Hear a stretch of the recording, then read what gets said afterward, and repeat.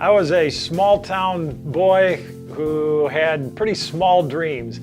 And then some of us got in a car and drove up to Madison to practice in the summer with some university wrestlers.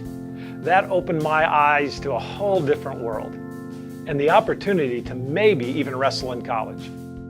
I was fortunate enough to be on a great team in college. And what I learned was that every great team needed some average wrestlers. That was me.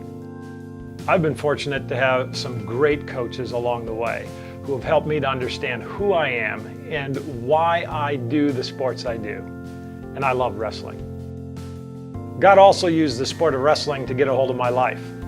I was a coach at a local high school, and the captain of my wrestling team invited me to come to an FCA meeting. I'll never forget that Sunday night joining him, going down into that small house basement where there were 12 students there, only one of which I knew. And yet those 12 students had told me that they had been praying for me. Those students had been praying that a Christian coach would come to the school and get involved in their FCA. What they got was a coach who became a Christian. I'll forever be grateful to those 12 students who are praying for me.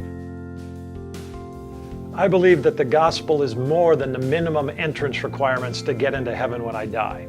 I believe that the gospel is for the transformation of the cultures that we're in. And one of the cultures that we live and move and have our being in is the sport and the culture of wrestling. I am Mark Hull. I'm a follower of Christ, and I coach coaches.